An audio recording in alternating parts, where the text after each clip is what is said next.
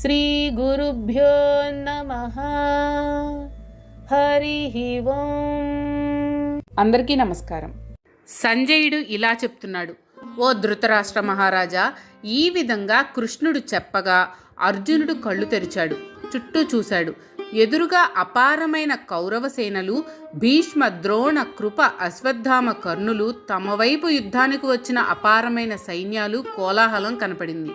కృష్ణుడు చిరునవ్వుతో, చేతిలో గుర్రాలను తోలే చర్నాకోలతో, తనదైన సౌమ్య రూపంతో తన ఎదురుగా నిలబడి ఉండడం చూశాడు అర్జునుడు. అమ్మయ్య, అందరూ ప్రస్తుతానికి బ్రతికే ఉన్నారు, ఎవ్వరూ చావలేదు అని పరవశించిపోయాడు అర్జునుడు. సౌమ్యమైన తన పూర్వరూపంతో అర్జునుడి ఎదురుగా నిలబడ్డ కృష్ణుడు అర్జునుని భుజం తట్టి భయం లేదని ఓదార్చాడు. ఇక్కడ ఒక విషయం మనం గమనించాలి. కృష్ణుడు ఎప్పుడూ ఒకే రూపంతో ఉన్నాడు. కేవలం అర్జునుడు తన మనోనేత్రంతో ఈ అనంతమైన విశ్వం యొక్క రూపాన్ని దర్శించాడు. మరలా కళ్ళు తెరవగానే కృష్ణుడు మామూలుగానే కనపడ్డాడు. అంతేగాని మన సినిమాలలో చూపించినట్లు ఆకాశమంత ఎత్తు ఉన్న కృష్ణుడు మామూలుగా 6 అడుగుల ఎత్తుకు దిగిపోయాడు అని కాదు. కృష్ణుడు అప్పుడు ఇప్పుడు ఎప్పుడు ఒకే రూపం. కేవలం అర్జునుడి మనోదృష్టి భేదం మాత్రమే విశ్వరూప సందర్శనం. మనం కూడా ఈ విశ్వరూపాన్ని సందర్శించవచ్చు. కాకపోతే ఉన్నది ఉన్నట్లు, నిజాన్ని నిజంగాను అంగీకరించగలగాలి. అత్యంత సహజమైన మరణాన్ని చూసి భయపడకూడదు. పుట్టుక ఎంత సహజమో మరణం కూడా అంతే సహజం అని భావించాలి. సుఖదుఖాలు వస్తూ పోతూ ఉంటాయి అని, పొంగిపోవడం కృంగిపోవడం చేయకూడదు అని భావించాలి. అందరిలో పరమాత్మ ఆత్మస్వరూపుడుగా ఉన్నాడు అని భావించి అందరినీ సమానంగా చూడాలి. ఎవ్వరి మీద విరోధము ద్వేషము పనికిరాదు అని తెలుసుకోవాలి. వల్లమాలిన కోర్కెలు మనలను అధపాతాళానికి నెడతాయి కాబట్టి కోర్కెలను అదుపులో పెట్టుకోవాలి అనే విషయాన్ని తెలుసుకోవాలి. ఈషణత్రయం అంటే భార్య, సంతానము, ధనము.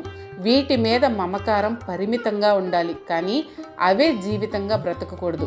వీటిని అన్నింటినీ ఉన్నవి ఉన్నట్లుగా దర్శించడమే విశ్వరూపం. కానీ ఇవన్నీ మనకు ఇష్టం ఉండవు. వీటిని చూడడానికి, కనీసం భావించడానికి కూడా మన మనస్సు అంగీకరించదు. అందుకని మనకు విశ్వరూపం కనిపించదు. అర్జునుడు కళ్ళు తెరిచాడు. ఎదురుగా కృష్ణుడు కనపడ్డాడు. అమ్మయ్య అనుకున్నాడు. చుట్టూ సైన్యము, ఎదురుగా తన తాత, గురువులు, బంధువులు కనపడ్డారు. మరలా అర్జునుడిలో మమకారం, నావారు పరాయివారు అనే భేదభావం ప్రవేశించాయి. దానికి సూచనగానే వ్యాసుల వారు ఛందస్సును కూడా మార్చాడు. 23 అక్షరాల ఛందస్సు 16 అక్షరాలకు మారిపోయింది. అమ్మయ్య కృష్ణ, మరలా మనిషి రూపంలో కనిపించావా? ఇప్పుడు నా మనసు కుదుటపడింది. నా పూర్వస్థితిని పొందాను. ఇదయ్యా నీ రూపం అంటే. ఇలా ఉండాలి నువ్వు, ఎల్లప్పుడూ చక్కగా చిరునవ్వు నవ్వుతూ ఉండాలి అని అన్నాడు. అంటే అర్జునుడు కళ్ళు తెరిచేటప్పటికీ అతని కళ్ళ ముందు కృష్ణుడు చేతిలో చర్నాకోలతో చిరునవ్వుతో కనిపించాడు. అమ్మయ్య అనుకున్నాడు. భయం పోయి స్వస్థత చెందాడు అర్జునుడు.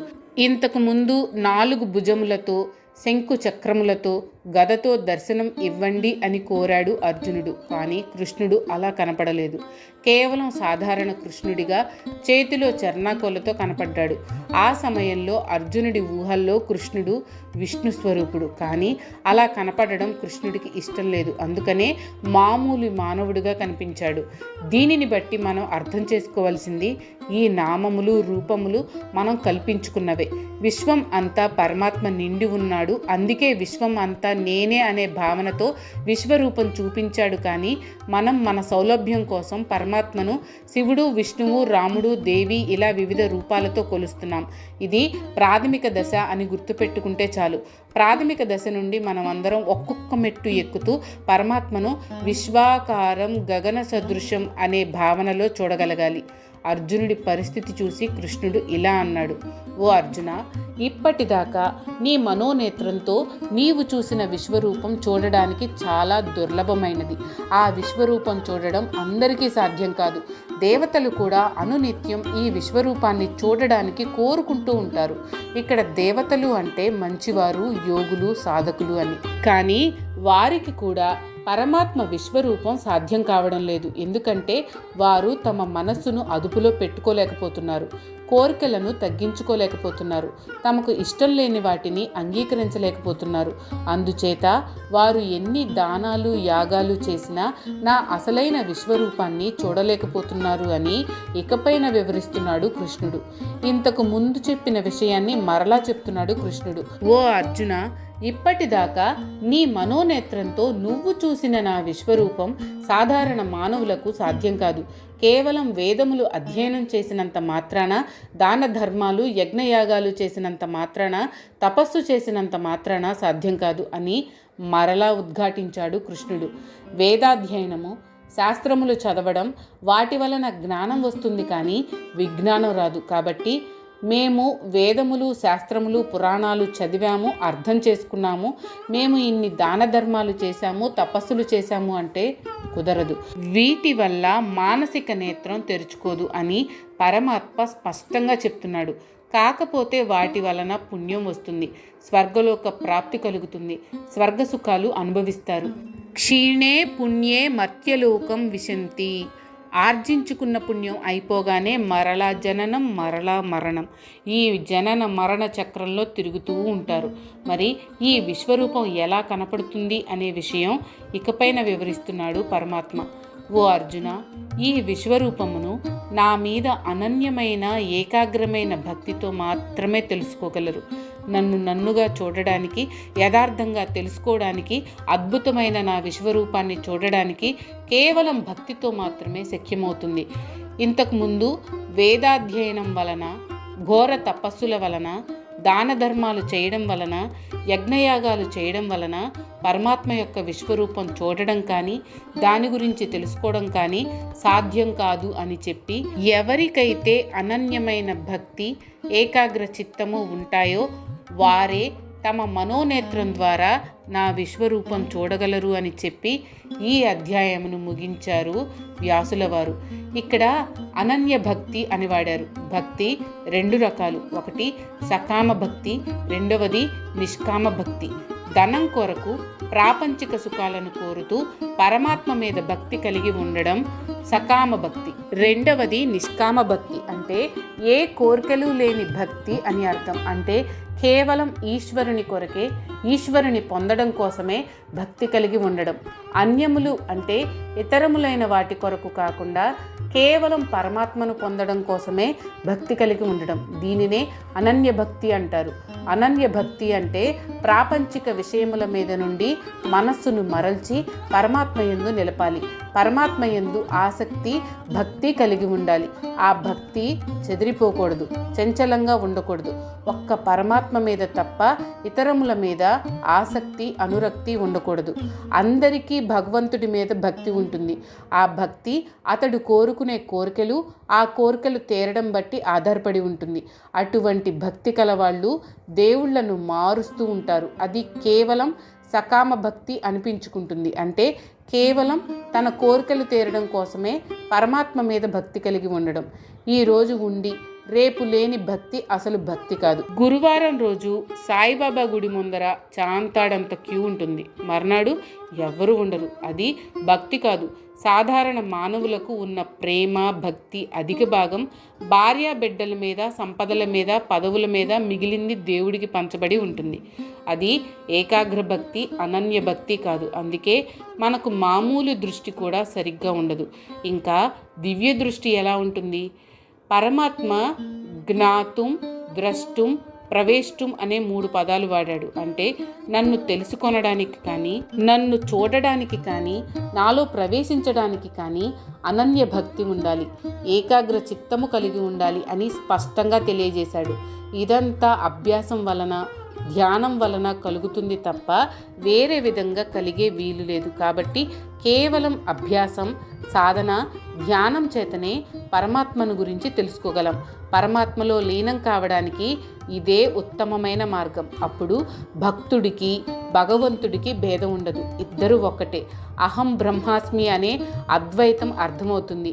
వీటినే సామీప్యము అంటే భగవంతునికి దగ్గరగా వెళ్ళడము, సారూప్యము అంటే తానే భగవంతుడు అనే భావన కలగడం, మూడవది సాయుజ్యం అంటే పూర్తిగా భగవంతునిలో కలిసిపోవడం. ఈ 3 స్థితులు కేవలం ఏకాగ్ర భక్తితోనే ఒకటి వెంట ఒకటి ప్రాప్తిస్తాయి. వేదములు శాస్త్రములు చదవడం వలన కేవలం పరమాత్మను గురించి, పరమాత్మ తత్వమును గురించి తెలుసుకోవడమే కానీ వేరే కాదు. దానినే జ్ఞానము అంటారు. దీనినే పరమాత్మ జ్ఞాతుం అని అన్నారు. తర్వాత తాను ఆర్జించిన జ్ఞానము విజ్ఞానంగా మారాలి. సంపాదించిన జ్ఞానమును సాధన చేయాలి. అప్పుడు పరమాత్మ యొక్క అసలు రూపములు అంటే విశ్వరూపమును దర్శించగలడు.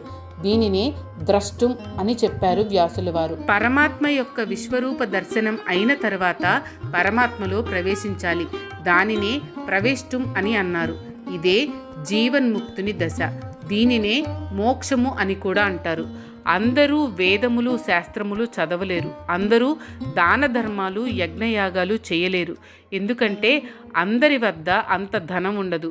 పరమాత్మయందు ఏకాగ్ర భక్తికి ఎటువంటి ధనము బలము అవసరం లేదు. కాబట్టి పామరులు, చదువురాని వారు, వేదశాస్త్రములు చదవలేని వారు, దాన ధర్మములు చేయలేని వారు కూడా ఏకాగ్ర భక్తి కలిగి ఉంటే వారు చేసే సాధన ద్వారా వారికి పరమాత్మను తెలుసుకోవడానికి, ఆయనను చూడడానికి, ఆయనలో ప్రవేశించడానికి అర్హత లభించే అవకాశం ఉంది. ఈ అధ్యాయంలో ఆఖరి శ్లోకం కేవలం అర్జునుడి కొరకు మాత్రమే కాకుండా మనందరి కొరకు చెప్పాడు పరమాత్మ. దీని అర్థం ఏంటంటే, ఎవరైతే నా కొరకే అంటే కేవలం దైవ సంబంధమైన కర్మలు చేస్తాడో, ఆ కర్మలను నాకే అర్పిస్తాడో, నన్నే ఏకాగ్ర చిత్తంతో నమ్ముతాడో, నాయందు అనన్య భక్తి కలిగి ఉంటాడో, ఈ ప్రపంచంలో కనపడే సకల పదార్థముల మీద ఆసక్తి అనురాగము విడిచిపెడతాడో అంటే రాగద్వేషములు వదిలిపెడతాడో, సకల జీవరాశులలో నన్ను చూస్తాడో, అన్ని జీవరాశుల మీద ద్వేషం లేకుండా సమంగా ఆదరిస్తాడో, అతడు నన్ను చూడడానికి, నన్ను పొందడానికి అర్హుడు అని ప్రకటించాడు పరమాత్మ. ఈ విషయం ఇంతకు ముందు చెప్పిన దానికి వివరణ. ఇంతకు ముందు కేవలం అనన్యమైన భక్తి కలవాడికే ఈ విశ్వరూప దర్శనం లభిస్తుంది, అంతేకాని కేవలం కర్మకాండలు మాత్రం చేస్తే చాలదు అని బోధించాడు. దానికి కొనసాగింపుగా ఇక్కడ అనన్య భక్తుడికి ఉండవలసిన లక్షణాలను వివరించాడు. విశ్వరూప సందర్శన యోగం ఈ విషయంతో సంపూర్ణమవుతుంది. తర్వాతి అధ్యాయం భక్తి యోగం. ఒక విధంగా ఈ ఆఖరి శ్లోకానికి చెప్పిన వివరణ తర్వాతి అధ్యాయమైన భక్తి యోగానికి నాంది. రాబోయే అధ్యాయంలో తాను ఏం చెప్పబోతున్నాడో సూచనప్రాయంగా ఈ శ్లోకంలో చెప్పారు వ్యాసుల వారు. భక్తి అంటే ఏంటి అనే ప్రశ్న మనందరిలోనూ ఉదయిస్తుంది. ప్రతిరోజు దేవాలయానికి వెళ్ళడం, ప్రదక్షిణలు చేయడం, ఆ ప్రదక్షిణాలు ఎన్నో లెక్క పెట్టుకోవడం మీదనే మనస్సు పెట్టడం, దేవుడి పూజలు చేయడం, హారతులు ఇవ్వడం, దేవుడికి చేసిన అలంకారాల గురించి చర్చించుకోవడం, దేవుడికి ఆభరణాలు బహుకరించడం, భగవంతుణ్ణి లెక్కలేనన్ని కోరికలు కోరడం, ఆ కోరికలు తీరిస్తే తలనీలాలు ఇస్తాను అనడం, హుండీలో కానుకలు వేస్తాను, ఆభరణాలు కిరీటాలు చేయిస్తాను అని మొక్కుకోవడం, ఆ కోరికలు తీరేంత వరకు మొక్కులు తీర్చకపోవడం, ఒకవేళ ఎంతకు తీరకపోతే మరొక దేవుణ్ణి నమ్ముకోవడం, పుణ్యక్షేత్రాలు దర్శించడం, ఎక్కడికి పోయినా మనస్సు ఇంటి మీదనే పెట్టడం, రోజుకు 10 సార్లు ఇంటికి ఫోన్ చేసి మాట్లాడడం, పుణ్యనదులలో స్నానాలు చేయడం, తాము చేసిన తీర్థయాత్రల గురించి 10 మందికి గొప్పగా చెప్పుకోవడం, మన మధ్యనే ఉన్న దేవుళ్లను నమ్ముకోవడం, వారి మహిమలను గొప్పగా కీర్తించడం, వారే ప్రత్యక్ష దైవాలుగా నమ్మడం, వారి దర్శనం కోసం పడిగాపులు కాయడం. ప్రస్తుత కాలంలో మనం భక్తి అనుకుంటున్నది ఇదే. ఈ లక్షణాలన్నీ కానీ కొన్ని కానీ ప్రతి వ్యక్తిలోనూ ఉంటాయి. కానీ భక్తి ఇది కాదు అని మనం తెలుసుకోవాలి. భక్తి అనేది మనం చేసే పనుల వలన వ్యక్తం అయ్యేది కాదు. అసలైన భక్తి మనసులో నుండి పుడుతుంది, మనసంతా నిండి ఉంటుంది. అటువంటి ఆధ్యాత్మిక సాధన పేరు భక్తి. ఈ భక్తి వ్యావహారికంగా ఏ దేవుడి మీదనైనా ఉండవచ్చు. రాముడు, కృష్ణుడు, ఆంజనేయుడు, శ్రీ వెంకటేశ్వరుడు, శివుడు, సాయిబాబా, దేవి, దుర్గా ఎవరైనా కావచ్చు. కానీ అది చంచలంగా ఉండకూడదు, ఏకాగ్రంగా నిశ్చలంగా ఉండాలి. ఈ భక్తి 3 రకాలు. మొదటిది కర్మ ప్రధానమైన భక్తి. చేసే ప్రతి పనిని పరమాత్మకు అర్పించడం, ఆ కర్మ ఫలాన్ని పరమాత్మ ప్రసాదంగా స్వీకరించడం. ఒక విధంగా చెప్పాలంటే, ఈ పని నేను చేశాను, ఈ ఫలం నాకు వచ్చింది అనే అహంకారాన్ని వదిలిపెట్టడం. ఈ ప్రకారం చేస్తుంటే మన మనస్సు నిర్మలమవుతుంది, నిరంతర శాంతి లభిస్తుంది. క్రమక్రమంగా ఈ కర్మ ప్రధానమైన భక్తి ఉపాసనా ప్రధానమైన భక్తిగా మారుతుంది. మనం మార్చక్కర్లేదు, దానంతట అదే మారుతుంది. ఇది భక్తిలో రెండవది. ఈ ఉపాసనా భక్తి అంటే మనస్సులో నిరంతరం పరమాత్మను ధ్యానించడం, మనసంతా ఈశ్వరమయం చేయడం. అంతారామమయం ఈ జగమంతా రామమయం అనే స్థితికి వస్తారు. దీనినే ధ్యానం అని అంటారు. ఇది మానసికంగా జరగాలి. మనం ఏ పని చేస్తున్నా మన మనస్సును పరమాత్మ మీద లగ్నం చేయాలి. ఈ భక్తి తర్వాతి స్థితి జ్ఞానం లభిస్తుంది. అంటే ముందు చెప్పబడిన 2 భక్తులకు తగిన ఫలితం లభిస్తుంది. పరమాత్మ గురించిన అసలైన జ్ఞానం లభిస్తుంది. పరమాత్మ ఎక్కడో ఒక చోట లేడు, ఈ విశ్వం అంతా నిండి ఉన్నాడు.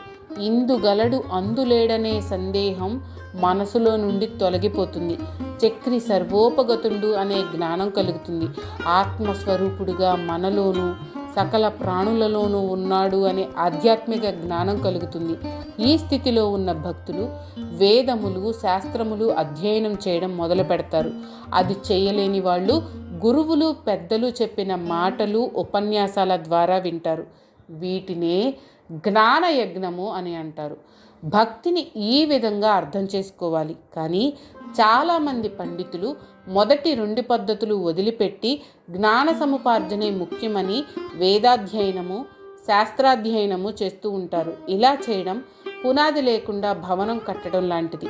మనం చదువులో కూడా మొదట అక్షరాలు నేర్చుకుంటాం, తర్వాత ప్రాథమిక విద్య, ఆ తర్వాత మాధ్యమిక విద్య, ఉన్నత విద్య, తర్వాత పట్టభద్రులం, ఆ తర్వాత ఏదో ఒక శాస్త్రంలో పరిపూర్ణ జ్ఞానం. ఇలా ఒకటి వెంట ఒకటి అభ్యసిస్తాం. అలాగే జ్ఞానం రావాలంటే మొదటి 2 మెట్లు దాటాలి. అప్పుడే పరమాత్మ గురించిన జ్ఞానం అలవడుతుంది. ఈ 3 రకాలైన భక్తిలోనూ ఏకాగ్రత, శ్రద్ధ, అచంచలమైన మనస్సు ముఖ్యం. ఇక్కడ యహ అని అన్నారు అంటే ఎవరైతే అని అర్థం. ఇక్కడ చెప్పబడిన లక్షణములను ఎవరైనా కలిగి ఉండవచ్చు. ఆ గుణములు కలిగిన వాడు ఎవరైనా సరే, విద్వాంసుడైనా, చదువురాని వాడైనా, ధనవంతుడైనా, పేదవాడైనా, పురుషుడైనా, స్త్రీ అయినా, జాతి, కుల, ప్రాంతీయ భేదం లేకుండా ఎవరైనా సరే అతడికి ఆత్మజ్ఞానం కలుగుతుంది, పరమాత్మ సాక్షాత్కారం కలుగుతుంది అని హామీ ఇచ్చారు వ్యాసుల వారు. భక్తికి మొదటి మెట్టు మంచి పనులు, సత్కర్మలు, దైవ సంబంధమైన కార్యములు చేయాలి. అవి పూజలు కావచ్చు, వ్రతాలు కావచ్చు, యాగములు కావచ్చు, యజ్ఞములు కావచ్చు, రోజువారీ కార్యక్రమాలు కావచ్చు. ఏవైనా ఏకాగ్ర భక్తి, శ్రద్ధతో చేయాలి. ఆ కర్మలను పరమాత్మకు అర్పించాలి. అంటే ఏ పరిస్థితులలో కూడా చెడ్డ పనులు, దుర్మార్గమైన పనులు చేయకూడదు. మనస్సును నిర్మలంగా ఉంచుకోవాలి, చిత్తశుద్ధి కలిగి ఉండాలి. ఏ పని చేసినా దానిని పరమాత్మకు అర్పిస్తే ఆ పని పునీతమవుతుంది. మనం అరటిపళ్ళు కొంటాం, వాటిని ఎవరికి ఇచ్చినా వారు ఆ పళ్ళను తింటారు. కానీ అవే పండ్లను పరమాత్మకు అర్పించి నివేదించి ఎవరికి ఇచ్చినా వాటిని భగవంతుని ప్రసాదంగా భావించి కళ్ళకద్దుకొని భక్తితో సేవిస్తారు. అలాగే మనం చేసే ప్రతి పనిని భగవదర్పణం చేస్తే ఆ కర్మ పవిత్రతను సంతరించుకుంటుంది. తర్వాత ప్రతివాడి లక్ష్యం భగవంతుణ్ణి చేరుకోవడమే, వేరే లక్ష్యమే ఉండకూడదు. సాధారణంగా మానవులు ధన సంపాదన, పదవుల సంపాదన, మంచి కుటుంబం ఇవే లక్ష్యంగా పెట్టుకుంటారు. కానీ అవన్నీ అసద్వస్తువులు, నిజం కావు, శాశ్వతం కావు, ఇవాళ ఉండి రేపు పోయేవే అని తెలుసుకోవాలి. కేవలం పరమాత్మ ఒక్కడే సత్పదార్థము అనే జ్ఞానం కలిగి ఉండాలి. పరమాత్మను చేరుకోవడమే లక్ష్యంగా పెట్టుకోవాలి. ఈ జనన మరణ చక్రం నుండి విముక్తి పొందడమే లక్ష్యంగా పెట్టుకోవాలి. దీనినే ముముక్షత్వం అంటారు, ఆత్మజ్ఞానం కలగడం అంటారు. ఇదే భగవంతుని ఎడల మనకు ఉన్న భక్తి. ఆ భక్తి ఎలా ఉండాలి? నా మీద అనన్య భక్తి కలిగి ఉండాలి. అనన్య అంటే ఏకాగ్ర భక్తి అని అర్థం. ఏ దేవుణ్ణి కొలిచినా ఆ దేవుడు పరమాత్మ స్వరూపమే అని భావించాలి. దేవతలలో భేదభావం కలిగి ఉండకూడదు. ఏవేవో కోరికలు తీరడానికి భక్తి కలిగి ఉండకూడదు. నిష్కామ భక్తి కలిగి ఉండాలి. ఇతరములైన అంటే పరమాత్మ తక్క ఇతరములైన ప్రాపంచిక విషయముల మీద ఆసక్తిని వదిలిపెట్టాలి. అంటే ప్రాపంచిక విషయములు, ప్రాపంచిక సుఖముల మీద ఆసక్తి క్రమక్రమంగా తగ్గించుకోవాలి. తామరాకు మీద నీటి బొట్టులా ప్రపంచంలో సంచరించాలి. దీనినే సంగరాహిత్యము అంటారు. అంతేకాని భార్యాపిల్లలను వదిలేసి హిమాలయాలకు పోవడం కాదు. మన ఇంటినే ఒక ఆశ్రమంగా మార్చుకోవాలి. అతి వదిలిపెట్టాలి. భార్యాపిల్లల మీద, ధనం ఆస్తుల మీద ఎంతవరకు ఆసక్తి ఉండాలో అంతవరకే ఉండాలి. నేను లేకపోతే వీళ్ళంతా ఏమైపోతారు అనే భావన పూర్తిగా వదిలిపెట్టాలి. ఇదేమీ కష్టం కాదు. ఇదంతా మన భావనలో ఉంది. ఈ చరాచర జగత్తు, ఇందులో ఉండే ఐశ్వర్యాలు అన్నీ పరమాత్మకు చెందినవి. మనం కేవలం అనుభవిస్తున్నాం. ఈ భూమి మీద జీవించే హక్కును 100 సంవత్సరాల పాటు లీజుకు తీసుకుని అనుభవిస్తున్నాం. అంతేకాని ఈ భూమి మీద మనకు అసలైన హక్కు ఏదీ లేదు అనే భావన ఉండాలి. కానీ మనందరం దానికి విరుద్ధంగా ప్రవర్తిస్తున్నాం. ఈ భూమి నాది, ఈ ఇల్లు నాది, అంతేకాదు పక్కవాడిది కూడా నాదే, ఇదంతా నాదే, నేను సంపాదించాను, నాది కాకపోయినా నేను లాక్కుంటాను, నన్ను అడిగేవాడెవడు, ఈ భావనలతో ఉంటున్నాం. ఇదంతా మనది కాని దానికి మనం ఆశపడడమే అవుతుంది. కాబట్టి మనం ప్రతి దాని మీద అతిగా పోకుండా ఉంటే చాలు అనేదే సంఘరాహిత్యానికి దారితీస్తుంది. కానీ ప్రస్తుతం ఉన్న పరిస్థితి ఏంటంటే చాలామంది ధనం, ఆస్తులు, భార్య, పిల్లల మీద ఉన్న అటాచ్మెంటే కాకుండా ఇతరుల ధనం, ఆస్తులు, మనుషుల మీద కూడా అటాచ్మెంట్ పెంచుకుంటున్నారు. ఇదే భూకబ్జాలకు, మానభంగాలకు, దోపిడీలకు దారితీస్తుంది. కాబట్టి ప్రతి వ్యక్తి తనవి అన్న వాటి మీద ఉన్న అటాచ్మెంట్ తగ్గించుకుంటూ ఇతరుల వాటి మీద ఉన్న అటాచ్మెంట్ పూర్తిగా తగ్గించుకోవాలి. అప్పుడే సంఘరాహిత్యం కలుగుతుంది. అంతేకాని లోకంలో జనాన్ని దోచుకుంటూ అందులో కొంత భాగంతో దేవుడికి బంగారు కిరీటాలు చేయిస్తే పాపం పెరుగుతుందే కానీ పుణ్యం రాదు, భక్తి అసలే పెరగదు. కాబట్టి తన ధనం, ఆస్తులు, బంధువుల మీద కానీ ఇతరుల వాటి మీద కానీ రాగం ఉండకూడదు, సంఘం ఉండకూడదు. అన్ని రకములైన సంఘములను వదిలిపెట్టాలి. సాటి మానవుల పట్ల, సాటి జంతువులు, పక్షుల పట్ల భూతదయ కలిగి ఉండాలి. ఇంతకుముందు రాగం ఉండకూడదు అని అన్నారు. ఇక్కడ ఇతరుల పట్ల ద్వేషభావం ఉండకూడదు అని అంటున్నారు. అంటే రాగ ద్వేషములను పూర్తిగా వదిలిపెట్టాలి. అటు రాగం వైపు కాకుండా ఇటు ద్వేషం వైపు కాకుండా మధ్యలో ఉండాలి అని అర్థం. దీనినే పరిణితి చెందిన బుద్ధి అని కానీ వైరాగ్యం అని కానీ అనవచ్చు. వైరాగ్యం అంటే కేవలం రాగం లేకపోవడమే కాదు, ద్వేషం కూడా లేని స్థితి, రాగద్వేషాలకు మధ్య ఉన్న స్థితి. భాగవతం 10వ స్కందంలో ఒక అమూల్యమైన పద్యం ఉంది. నితాంత అపార భూత దయయును తాపస మందార నాకు దయసేయగదే అని రాశాడు పోతన. అటువంటి అంతము లేని అపారమైన భూతదయ ప్రతివారు కలిగి ఉండాలి. జీవహింసను మానాలి. ఇతరులను శారీరకంగా కానీ మానసికంగా కానీ హింస పెట్టకూడదు. సాటి జంతువులను వేట పేరుతో హింసించడం, ఆహారం కోసం చంపకూడదు. చాలామంది దేవతలకు ప్రీతిగా జంతు బలులు ఇవ్వడం మనకు తెలుసు. సాటి ప్రాణిని హింసిస్తే ఏ దేవుడు, ఏ దేవత సంతోషించడు. ఒక పక్క హింసను పాటిస్తూ మరొక పక్క వేదాధ్యయనము, పూజలు, ఆరాధనలు చేసినందువలన ప్రయోజనం లేదు. అందుకే యజ్ఞ యాగాదులలో జంతు హింసను నిషేధించారు. దానివల్లనే బౌద్ధము, జైనము ఎక్కువగా పామర జనులలో ప్రాచుర్యం పొందాయి.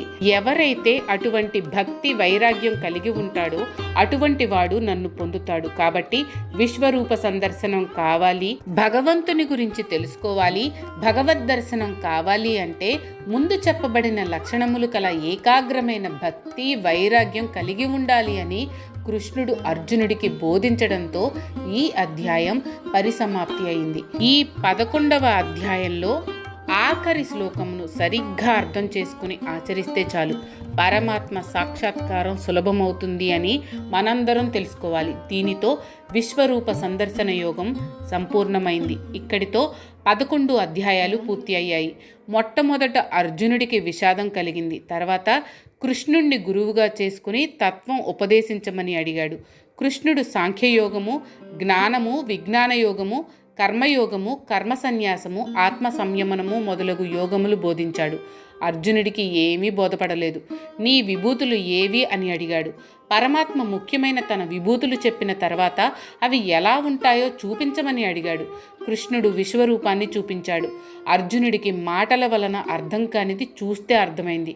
కృష్ణుని అసలు స్వరూపం తెలుసుకున్నాడు. అనంత విశ్వాన్ని మనోనేత్రంతో దర్శించగలిగాడు. కృష్ణుని ముందు సాష్టాంగపడ్డాడు. అర్జునుడికి జ్ఞానోదయం అయిందని తెలుసుకున్నాడు కృష్ణుడు. తర్వాతి 4 అధ్యాయాలలో అంటే 12, 13, 14, 15 అధ్యాయాలు చెప్పి గీతను ముగించాడు. ముందు భక్తి యోగం గురించి చెప్పాడు. పరమాత్మను సాకారంగా, నిరాకారంగా ఎలా పూజించాలి, ఎలా సాధన చెయ్యాలి, భక్తి అంటే ఏంటి, భక్తుల లక్షణాలు ఏంటి అనే విషయాలు చెప్పాడు. తర్వాత శరీరంలో ఉండే ఆత్మ, వీరి ఇరువురి గురించి చెప్పాడు. అంటే ఏమీ లేదు, ప్రకృతి, పురుషుడు, వీళ్ళ గురించి చెప్పాడు. ఆ తర్వాతి అధ్యాయంలో ఆత్మ, శరీరము, వీరిరువురి మధ్య అడ్డుగోడగా ఉన్న 3 గుణములతో కూడిన ప్రకృతి, దాని లక్షణాలు చెప్పాడు. 15వ అధ్యాయంలో ఈ 3 గుణములు దాటి పరమాత్మను ఎలా చేరుకోవాలి అంటే పురుషోత్తమ ప్రాప్తి గురించి చెప్పి గీతను ముగించాడు. తర్వాత 16, 17, 18 అధ్యాయాలలో భగవద్గీత మొత్తం సింహావలోకనం చేశారు. అంటే సమ్మరీ అన్నమాట. ఉపనిషత్తుల యొక్క, బ్రహ్మ విద్య యొక్క, యోగశాస్త్రం యొక్క సారమైన భగవద్గీతలో విశ్వరూప సందర్శన యోగము అను 11వ అధ్యాయము సంపూర్ణము. ఓం తత్సత్, ఓం తత్సత్, ఓం తత్సత్. జై శ్రీకృష్ణ. మీకు కనుక ఈ వీడియో నచ్చినట్లయితే లైక్ చేయండి. అలాగే మీ ఫ్యామిలీ అండ్ ఫ్రెండ్స్కి షేర్ చేయండి. ఛానల్లో కొత్త నోటిఫికేషన్స్ కోసం సబ్స్క్రైబ్ చేయండి. అలాగే పక్కనే ఉన్న బెల్ ఐకాన్ని ట్యాప్ చేయండి.